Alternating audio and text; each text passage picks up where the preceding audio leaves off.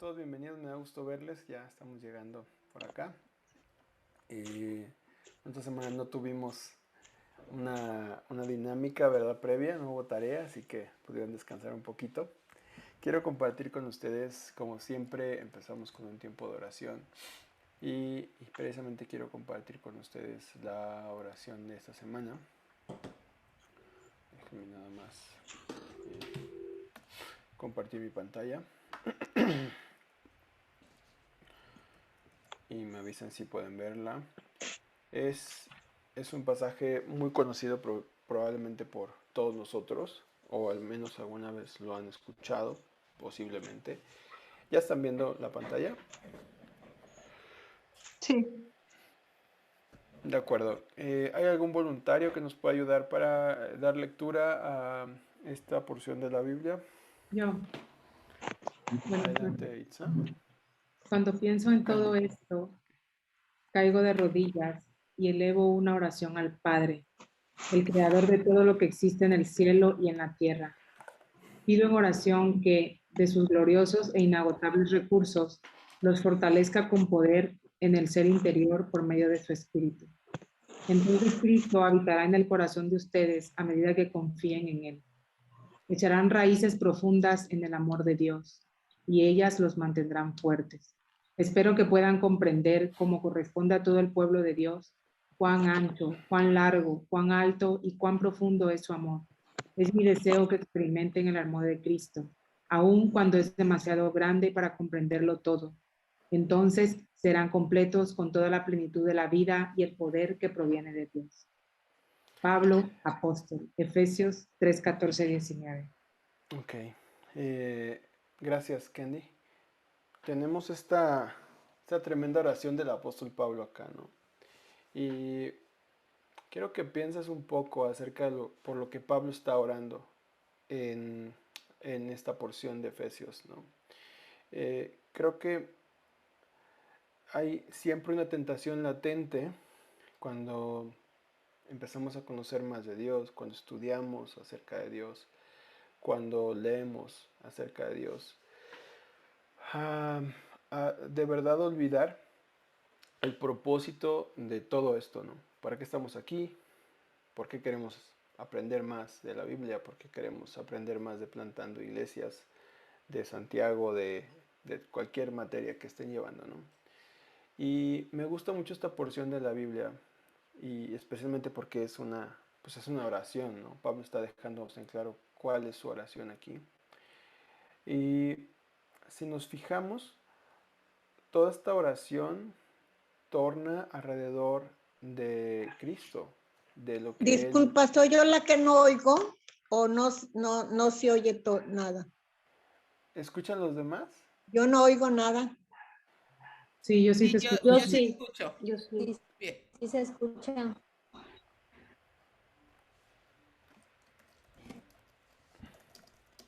Se escucha muy bajo. Se escucha muy bajo. A ver, permítame. Déjenme ver si me falta configurar algo aquí. No, creo que tengo todo.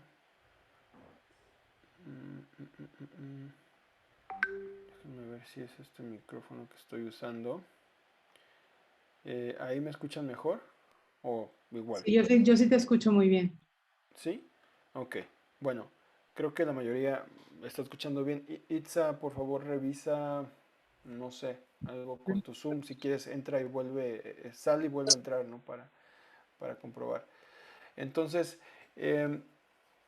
lo que tenemos aquí es una oración centrada en lo que Cristo ha hecho, pero me gusta mucho el lenguaje de Pablo porque nos ayuda a entender el propósito de todo lo que estamos haciendo aquí, ¿no? Vamos al versículo 17. Dice, entonces Cristo habitará en el corazón de ustedes a medida que sean expertos en Biblia, ¿no? o sean expertos en teología. No, dice, a medida que confíen en Él. Todo lo que estamos aprendiendo, todo lo que estamos adquiriendo, toda la experiencia de la vida cristiana se trata de nuestra confianza en Cristo, de cuánto realmente tú confías en lo que Él ha hecho por nosotros. Y es esto que hemos platicado en estas dos últimas sesiones, ¿no? ¿En dónde está tu corazón acerca de lo que Cristo ha hecho por ti? Entonces, dice Pablo en el versículo 19, y esta es la idea que quiero compartir central esta noche, y así quiero que empecemos orando. Dice, es mi deseo que experimenten el amor de Cristo, aun cuando es demasiado grande para comprenderlo todo. Y creo que eso es una vacuna para nuestros corazones, que a veces estamos muy centrados en simplemente adquirir conocimiento para llenar nuestras cabezas, ¿no? Entonces Pablo está diciendo aquí, claro, tienes que conocer el amor de Cristo, tienes que saber quién es Dios, tienes que saber qué hizo Jesús por ti, pero eso te debe llevar a experimentar el amor de Cristo. Es algo que se experimenta, no es algo que simplemente se sabe. Y yo creo que aquí es donde muchas veces, en lo personal, yo me veo muy tentado, ¿no? O sea, sé mucho sobre Dios, quiero saber más sobre Dios, sé poco sobre Dios en comparación con otros. O sea, siempre nos estamos midiendo en cuánto sabemos acerca de Dios, ¿no? Nos impresiona ver grandes maestros de la Biblia, nos impresiona leer libros o verdades teológicas, pero nos olvidamos y solemos olvidar que no se trata de eso no es un fin en sí mismo. El fin de todo lo que estamos haciendo aquí es experimentar el amor de Cristo de una forma profunda, de una forma que nos transforma, de una forma que cuando vivimos lo que se ve es una confianza en Cristo. Entonces quiero invitarte esta noche a que alineemos nuestras motivaciones, enfoquemos el propósito de este tiempo aquí es experimentar el amor de Cristo a un nivel más profundo. El propósito de esta clase y de todas las clases no debería ser simplemente comprenderlo todo, porque aquí lo dice Pablo, es demasiado grande para comprenderlo todo. Pero podemos experimentar el amor de Cristo a través de lo poco que comprendemos. Podemos experimentar el amor de Cristo a través de lo poco que comprendemos y entenderemos esta noche. Yo quiero invitarte a que eso sea una realidad en tu vida. Entonces quiero que me acompañes orando a través de esta porción de la palabra de Dios y que hagas tuya esta oración, ¿no? ¿Cuál es el propósito? ¿Cuáles son tus motivaciones de estar aquí? Impresionar a alguien, a que los demás vean que eres una persona que sabe de Biblia, que sabe cosas nuevas acerca de Dios. Eh, que tu motivación cuál es esta noche. Y creo que nos equivocamos si no decimos lo mismo que Pablo. Nuestro propósito esta noche es experimentar el amor de Cristo. Y ese es mi deseo también para todos ustedes y para mí también esta noche. Entonces quiero invitarte a que ores ahí donde estás conmigo y que esto sea una realidad en nuestros corazones. Padre, gracias esta noche porque, Señor, somos personas pecadoras, somos personas necias, somos personas rotas Señor, no entendemos toda tu verdad, no entendemos todo lo que has hecho por nosotros. Todos nosotros estamos en diferentes partes del camino de lo que es comprender quién eres tú, qué has hecho por nosotros. Pero, Señor, gracias porque no venimos acá a comprenderlo todo, porque ni siquiera podemos. Y eso no debería ser nuestra motivación, Señor, sino que lo poco que podamos comprender o mucho que podamos comprender esta noche, Señor, que nadie aquí pueda salir sin experimentar de una forma más profunda el amor de Cristo. Lo amplio, lo profundo, lo alto, lo sublime que Cristo ha hecho por nosotros, encienda nuestros corazones, sea el motor para cambiarnos a nosotros mismos, sea el motor para compartir el Evangelio a otros, sea el motor para servir en la iglesia, sea el motor para trabajar en esas oficinas, en esos consultorios, en esos despachos, en esa casa donde tú nos has puesto, Señor. Y, Señor, es mi deseo, al igual que Pablo, una experiencia profunda del amor de Cristo sea derramada sobre todos nosotros, no de una forma emocional, no de una forma superficial, de una forma profunda donde nuestros falsos dioses son confrontados con la belleza, con lo completo, con lo verdadero de la obra de Cristo y también nuestros falsos demonios, esas cosas que nos atemorizan pero no deberían de darnos miedo, son confrontadas con tu verdad, con tu amor, Señor, con tu evangelio. Padre, esta noche ponemos este tiempo en tus manos y te pido, Señor, que nos acompañes, que seas tú quien nos enseñe, seas tú quien desafíe nuestra forma de ver la vida y nuestra forma de servirte, Señor. Esta noche Te pedimos una experiencia renovada a través de Cristo, Señor, en el nombre de Jesús. Amén. Y bien, pues vamos a continuar esta noche en nuestras sesiones a través de... Permítame tantito porque me falta algo por acá.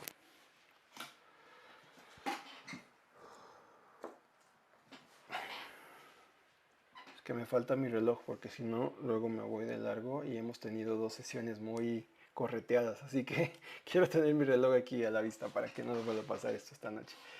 Estamos en estas preguntas, ¿no? o declaraciones acerca del Evangelio. Y nos quedamos, la sesión anterior, déjenme compartirles, nos quedamos en el Evangelio, son buenas noticias de que hemos sido salvados, ¿no? Eso fue la última cosa de la que hablamos en la sesión anterior. Y hablábamos un poco acerca de que hemos sido salvados de la ira de Dios, ¿no? Hablamos de esta idea de la ira de Dios. Mencionábamos que la ira pues no forma parte de los atributos de Dios como tal, sino que es una consecuencia, es una extensión de su amor, de su justicia. Por cuanto Dios es justo, entonces Él también se enoja, Él odia el pecado, Él odia la maldad, Él odia la injusticia, Él odia la opresión, Él odia la violencia, Él odia todo lo que se opone a su carácter bueno, a su carácter justo, a su carácter recto. Entonces, el Evangelio son buenas noticias de que hemos sido salvados. Hablamos que hemos sido salvados de la ira de Dios. Claro, estoy de acuerdo también, porque también la Escritura lo dice, hemos sido salvados del poder del diablo, hemos sido salvados de nosotros mismos en un sentido, pero principalmente hemos sido salvados de la ira de Dios. Y eso platicábamos el efecto de la ira de Dios ante nuestra desobediencia, y para eso usábamos Romanos capítulo 1, y usábamos también Génesis capítulo 3 para explicar los resultados de la caída, es decir, los resultados del pecado en nuestras vidas. Dijimos que estamos rotos individualmente, estamos rotos colectivamente, estamos desconectados de la creación también, y todo eso es consecuencia de nuestro pecado. Pero principalmente todas estas relaciones rotas tienen que ver con una relación mayor rota, que es la relación con Dios. Debido a que nuestra relación con Dios se rompió, nuestra relación vertical, lo llamamos de esa forma, se rompió, entonces todas las demás relaciones se rompieron con esa relación vertical. Nuestro problema constantemente es que queremos poner curitas, ¿no?, a las demás relaciones rotas, a las demás cosas que están rotas, pero no atendemos el problema de raíz, que es nuestra relación con Dios. Muchas veces incluso de manera cristiana, ¿no?, de manera cristianizada, no damos en el blanco al entender el problema de las personas. Cuando las personas tienen problemas de matrimonio, pensamos, es un problema de matrimonio, ¿no? Entonces tenemos que darles versículos de la Biblia que hablen del matrimonio, y entonces vívanlos, obedézcanlos, ¿no? Sean obedientes y Dios va a restaurar su matrimonio, ¿no? Y nos damos cuenta que eso no es un ministerio centrado en el Evangelio. Más bien, deberíamos ir a la raíz del problema, que tiene que ver con nuestra relación con Dios. Y a menos que entendamos todas esas relaciones rotas a la luz de nuestra relación vertical rota con Dios, podremos entender nuestro verdadero problema. Hemos sido salvados, hemos sido rescatados. El Evangelio desafía nuestra manera de resolver las cosas. El Evangelio desafía nuestra manera de resolver las cosas. ¿Qué quiero decir con esto? La forma por defecto en la que funcionamos nos dice que, por ejemplo, los problemas en el matrimonio son un problema de comunicación, ¿no? La desobediencia de los hijos son un problema de rebeldía, ¿no? Las adicciones son un problema de conducta, ¿no? Eso es lo más obvio. Lo más obvio es resolver estas cosas, en resumen, diciéndole a la gente, no seas mala persona, sé buena persona, ¿verdad? Esa es nuestra manera de resolver las cosas, y a veces también lo hacemos de forma cristiana, ¿no? Mira, no hagas esto porque si haces esto, Dios no te va a bendecir, ¿no? ¿Cuál es la motivación detrás de esa declaración? No hagas esto porque si no, Dios no te va a bendecir o Dios te va a castigar. ¿Cuál es la motivación de cambio detrás de esta frase? ¿Alguien quiere participar acá? ¿Qué es lo que motivaría a una persona cuando tú dices, oye, no hagas esto? No hagas esto porque si lo haces, Dios no te va a bendecir o Dios te va a castigar. Ana Sofía, dinos por favor. Pues yo considero que pues sería por el beneficio de lo que esperas, o sea, de lo que tú Ok. quieres. El beneficio por un lado de forma positiva, pero también el miedo al castigo, ¿no? Entonces, esos dos motivadores, el beneficio, cuando una persona se beneficia de algo, tiende a hacerse orgullosa, ¿no? Tiendes a hacerte una persona que piensa que debido a que has hecho las cosas bien o que crees bien, estás por encima de los demás. Ahora, hay otras personas que tienden a la culpa o al miedo, ¿no? No lo voy a hacer porque no me vaya a ir al infierno, no me vaya a Dios dejar de bendecir, ¿no? Entonces, vean, esos dos motivadores están desconectados de esta idea. Hemos sido salvados de la ira de Dios. Por lo tanto, no podemos corregirnos, no podemos salvarnos a nosotros mismos, porque hemos sido rescatados y salvados de algo muy grande. No puedes tú hacer absolutamente nada para salvarte de esa ira de Dios. No puedes tú, si eres la mejor persona sobre la faz de la tierra, eres una buena persona, eso no es suficiente. Eso no es suficiente para reconciliarte con Dios. Entonces, creo que si no entendemos de qué hemos sido salvados, si no entendemos de qué es que vamos a hablar a la gente que va a ser salvada, tenemos algunos problemas, ¿no? Pero por eso estamos hablando de eso. Hemos sido salvados de la ira de Dios. Eh, Vamos a hablar un poco más adelante acerca de estos motivadores falsos, ¿no? También que a veces, de verdad, no quiere decir que si tú has recurrido a estas cosas, yo también lo he hecho, no eres un verdadero creyente, simplemente estamos desubicados. Un ejemplo bíblico de esto, nada más para pasar rápido. Gálatas capítulo 3, ¿no? Gálatas capítulo 3 nos habla de un conflicto. Vamos a hablar más a profundidad de este caso, así que no se preocupen por profundizar ahorita en ello. Si pueden ir alguien rápidamente a Gálatas capítulo 3, nos está hablando que uh, Pablo está reprendiendo a Pedro. Eh, Está reprendiendo a Galatas 3, Pedro. ¿qué, pastor? Gálatas 3, 11 dice, pero cuando Pedro llegó a Antioquía, estoy usando la versión NTV solamente por si hay alguna diferencia por ahí, tuve que enfrentarlo cara a cara porque él estaba muy equivocado en lo que hacía. Cuando llegó por primera vez Pedro comía con los gentiles, quienes no estaban circuncidados, pero después, cuando llegaron algunos amigos de Santiago, Pedro no quiso comer más con esos gentiles. Tenían miedo a la crítica de los que insistían en la necesidad de la circuncisión. Como resultado, otros creyentes judíos imitaron a la hipocresía de Pedro. Incluso Bernabé se dejó llevar por esa hipocresía. Vean esto, vean el motivador que está aquí. El motivador que está aquí dice, tenía miedo a la crítica. Pedro olvidó, tuvo una amnesia de lo que él había sido salvado, tuvo miedo de la crítica. Ahora, quiero que pienses en Pedro. Pedro estuvo en la transfiguración. Pedro fue el primer hombre que Dios usó en el Pentecostés para convertir un buen de personas, ¿no? Algunos hacen un chiste de ese, ¿no? Dice, tú predicas 3000 veces y se convierte una persona. Pedro predicó una vez y se convirtió en 3000 personas, ¿no? Tremendo hombre que Dios usó. Pedro estuvo con Jesús, estuvo con él, experimentó de cerca todos los milagros que Jesús hizo, fue un discípulo muy cercano a Jesús. Sin embargo, aquí vemos a Pedro motivado ¿por qué? Por el miedo, no por el evangelio, por el miedo. Y ahora vean lo que dice después. Me encanta esta parte de la Biblia porque es la resolución de conflictos según Pablo, ¿no? Vean lo que dice. Cuando vi que ellos no seguían la verdad del mensaje del evangelio, eso es muy importante. ¿Qué dice Pablo? Oye, Pedro, no seas racista, ¿no? Oye, no seas una mala persona, sé una buena persona, pórtate bien. ¿Qué es lo que está diciendo Pablo a Pedro? Dice, Pedro no está siendo consistente con la verdad del Evangelio. No está siendo consistente con la verdad del Evangelio. Entonces nos damos cuenta de algo aquí. Vamos a dejar aquí el texto porque no es ahorita. Vamos a ahondar en ese texto más adelante.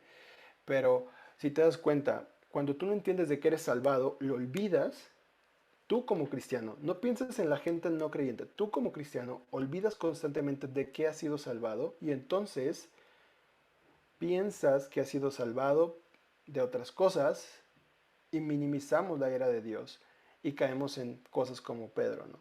Es que tengo miedo, entonces es que quiero la recompensa, tengo miedo. Son dos polos opuestos de la misma moneda. Vamos a hablar un poco más de eso más adelante. Ahora, quiero que vean esta siguiente diapositiva. El Evangelio son buenas noticias acerca de lo que Jesús ha hecho para restablecer nuestra relación con Dios. El Evangelio son buenas noticias acerca de lo que Jesús ha hecho para restablecer nuestra relación con Dios. Primera de Juan 3:14 dice que hemos pasado de muerte a vida. Primera de Juan 3:14 dice, hemos pasado de muerte a vida. Ahora, ¿qué significa esto y qué relación tiene con esta frase? No dice Juan que estamos pasando. No dice Juan que estamos viendo a ver si al final de nuestros días Dios dice, lo hiciste bien, entonces pásale, ¿no? No, dice Juan, hemos pasado de muerte a vida. ¿Qué quiere decir? Es un acto definitivo lo que Jesús ha hecho. Y cuando tú crees acerca de lo que Jesús ha hecho, tú crees en lo que Jesús ha hecho, es algo tan definitivo que has pasado de un estado a otro. Ya no estás en la duda acerca de seré salvo, tendré una relación con Dios, Dios me ama. No. Debido a lo que Jesús ha hecho, puedes estar seguro que Dios te ama tanto como ama a su Hijo Jesús. Eso es muy radical. Entonces, el Evangelio son buenas noticias acerca de lo que Jesús ha hecho. Eso está en el pasado, no tiene que ver con tu desempeño. No hay nada que tú puedas hacer para que Dios te ame menos, ni nada para que Dios te ame más. Eso es tan definitivo y eso es el Evangelio. Hemos pasado de muerte a vida, lo que está diciendo Juan, y muchos textos de la Biblia. Dice que hemos sido trasladados del reino de las tinieblas al reino de la luz admirable. No dice que estamos siendo trasladados, dice que hemos sido trasladados. Entonces, es muy importante entender esto. Hay un pastor, les recomiendo muchos libros de este pastor, Martin Lloyd Jones. Martin Lloyd Jones, les voy a escribir el nombre acá porque luego o uno lo pronuncia mal o otros lo entendemos mal. Déjenme se lo escribo por acá. Pero Martin Lloyd Jones tenía una especie de pregunta muy interesante. Ahí está. Listo. Y esa pregunta, cuando él estaba determinando la madurez de una persona en cuanto a la fe cristiana, está muy interesante. Y él les decía esto: ¿estás preparado en este momento para decir que eres cristiano? A la gente que estaba llegando, ¿no?, ahí en su iglesia, decía, ¿estás preparado en este momento para decir que eres cristiano? Y frecuentemente él escuchaba cosas como estas, ¿no?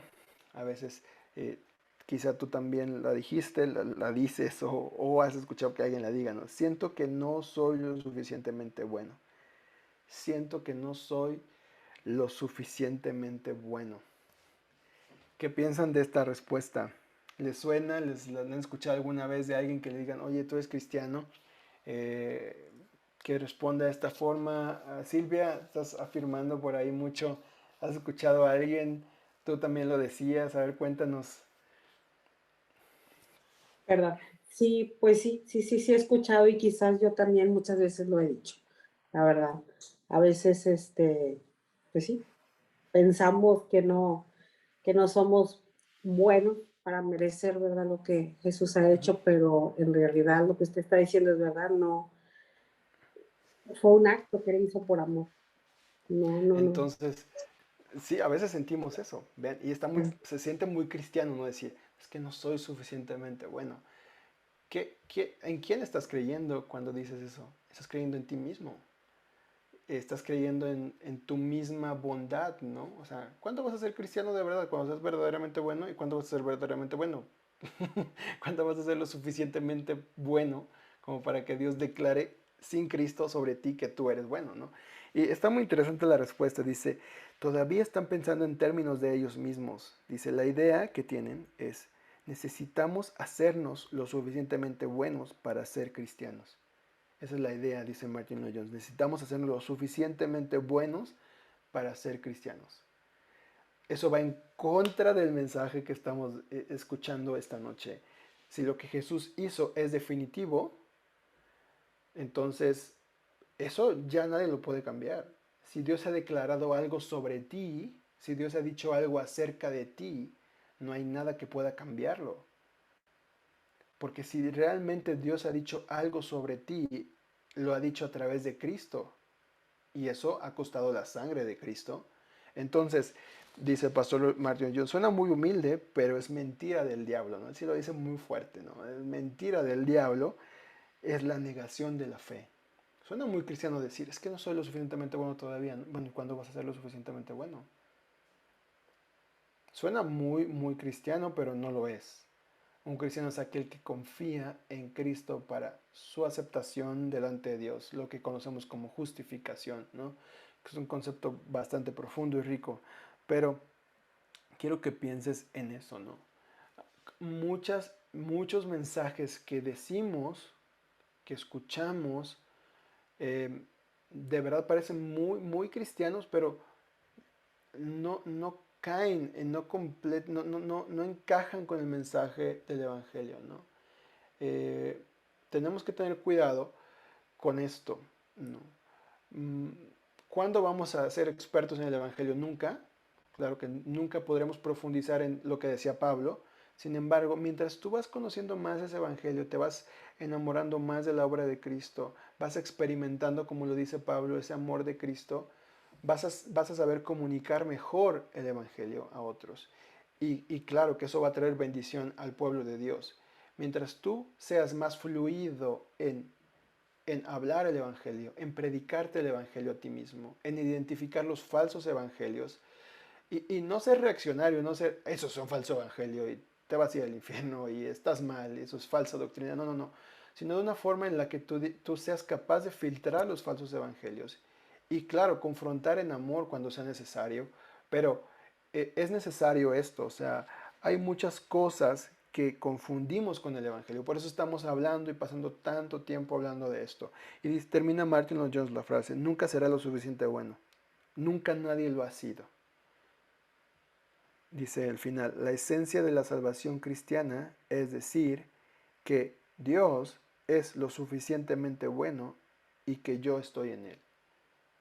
Dios sí es lo suficientemente bueno y yo estoy en Él.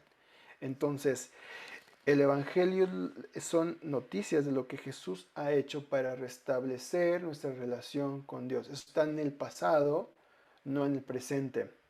El Evangelio es diferente a tus sentimientos, el Evangelio es diferente a tus emociones, el Evangelio es diferente a tus tentaciones, el Evangelio es diferente a cualquier otra cosa que te perturbe acerca de tu estado de salvación.